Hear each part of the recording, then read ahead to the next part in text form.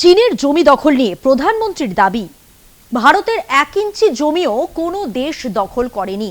2020 সালে রাহুল গান্ধী অভিযোগ করেন ভারতের বড় এলাকা নিয়ন্ত্রণে নিয়েছে চীন। পরে বারবার একই দাবি করেন রাহুল গান্ধী, কিন্তু এই দাবি করা সত্ত্বেও প্রধানমন্ত্রীর বক্তব্য যে প্রত্যেক ক্ষেত্রে যেটা তিনি করেছেন এবং করে থেকেছেন প্রতিবেশী দেশগুলির ক্ষেত্রে তারা যাই করবেন ভারত ছেড়ে কথা বলবে না, এবং প্রধানমন্ত্রী দাবি করেছেন ভারতের 1 ইঞ্চি জমিও কোনো দেশ দখল করতে পারবে না, দখল করেনি।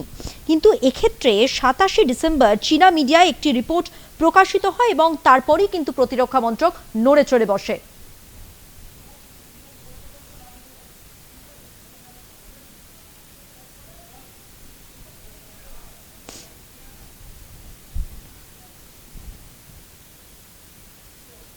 এবং যেমনটা বলছিলাম যে প্রতিরক্ষা মন্ত্রক কিন্তু 27শে ডিসেম্বরের পর, অর্থাৎ 27শে ডিসেম্বর যখন চীনার একটি মিডিয়া তারা যখন এই বার্তা দেয়, এই খবর প্রকাশিত হয়, তারপরেই কিন্তু প্রতিরক্ষা মন্ত্রক ভারতের নড়ে চড়ে বসে এবং সেই জায়গা থেকেই অনেকগুলো প্রশ্ন উঠছে। আমরা সরাসরি কথা বলবো, নিউজ রুম থেকে রয়েছেন আমাদের পলিটিক্যাল এডিটর আশিস চট্টোপাধ্যায়। আশিসদা, 27শে ডিসেম্বর চীনা মিডিয়া যখন এই দাবি করলো, তারপর কিন্তু প্রতিরক্ষা মন্ত্রক ভারতের নড়ে চড়ে বসলো। সেই জায়গা থেকে কিন্তু অনেকগুলো প্রশ্ন উঠছে, তাহলে কি তারা আগেই জানতো? জানলে পরে তারা কেন কোনো ব্যবস্থা নেয়নি? তাহলে কি তারা ভয় পেয়েছিল? এই সংক্রান্ত বহু প্রশ্ন উঠছে কিন্তু, আর সেই জায়গা থেকে বিরোধীদের নিশানায় প্রধানমন্ত্রী, কারণ রাহুল গান্ধী এই দাবি কিন্তু, এই বিষয় নিয়ে এই দাবি কিন্তু বারংবার করেছেন এর আগে। দেখো, আজকে যখন অমিত মালব্যর বক্তব্য আমাদের সামনে আসছে এবং তিনি বহু যুগ আগের, প্রায় 70 বছর আগেকার, 75 বছর আগেকার ইতিহাস টেনে কংগ্রেসকে দোষারোপ করবার চেষ্টা করছেন, তখন কিন্তু আরও নতুন কতগুলো প্রশ্ন উঠে যাচ্ছে। এবং আমরা সত্যি আমরা দেখতে পাচ্ছি যে কলকাতা টিভির পর্দায় ধারাবাহিকভাবে এই খবর করবার জের হিসেবে বিজেপির শীর্ষ নেতৃত্বকেও শেষ পর্যন্ত জানাতে হচ্ছে তাদের কথা। এখন অমিত মালব্য কি বলেছেন? তিনি বলেছেন যে দুটো কাউন্টি নতুন করে গঠন করার কথা উঠছে, সেই এলাকা নাকি কংগ্রেস আমলেই সেই এলাকা চীনের দখলে ছিল। আমরা বলছি এটা ইতিহাসের মিথ্যাচার। কি ঘটনা ঘটেছিল? 1959 সালে চীন ভারত সম্পর্ক খুবই ভালো ছিল। তখন চীনে এবং ভারতে এই স্লোগান উঠত, হিন্দি চিনি ভাই ভাই। এটা 1959, 60, 61 পর্যন্ত চলেছিল। এর পরে চীনের সঙ্গে ভারতের সীমান্ত সমস্যা দেখা দেয়। কেন সীমান্ত সমস্যা? এটার পিছনেও রয়েছে ইতিহাস। অর্থাৎ ভারত যেহেতু ব্রিটিশদের দখলে ছিল, সেই সাম্রাজ্যবাদী ব্রিটিশ সরকার যে অঞ্চল পর্যন্ত নিজেদের সেনাবাহিনীর নিয়ন্ত্রণ কায়েম করতে পেরেছিল, সেটাই ছিল ব্রিটিশ ভারতের এলাকা।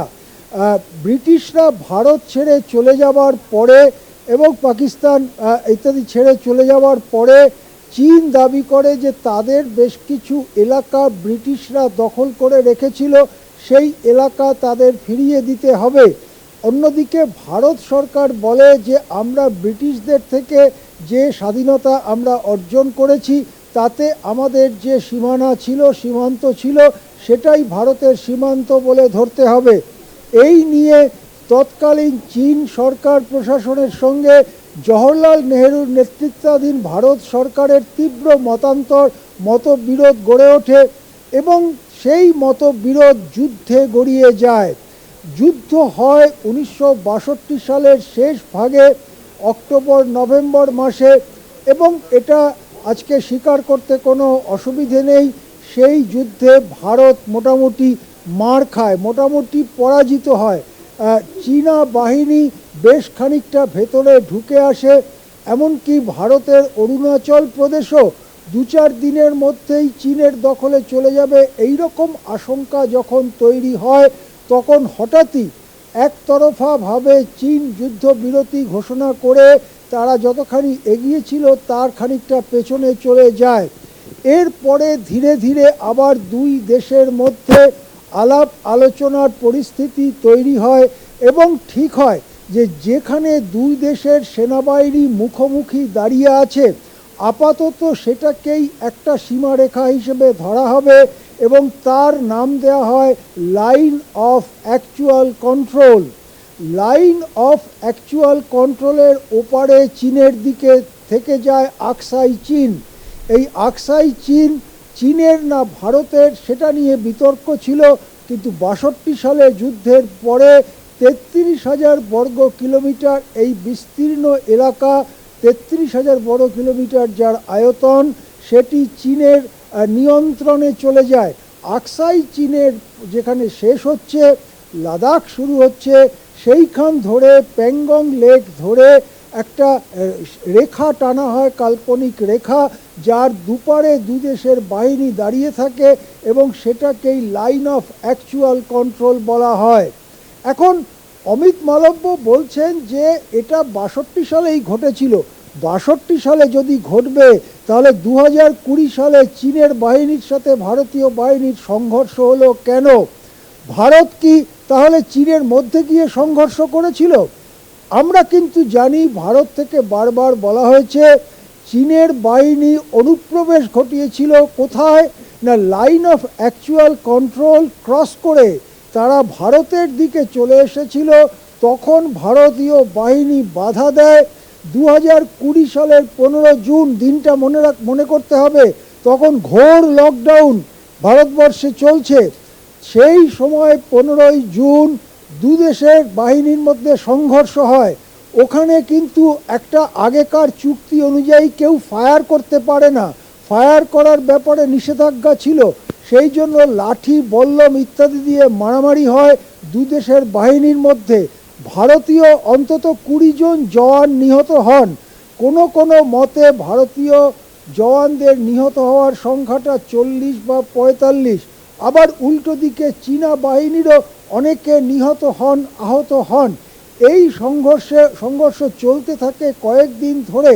তারপরে সেই সংঘর্ষ থামে, ওখানকার স্থানীয় কমান্ডার লেভেলের কথাবার্তা হয় এবং তারপরে ধীরে ধীরে সেনাবাহিনীর উপরের স্তরের কথাবার্তা শুরু হয়।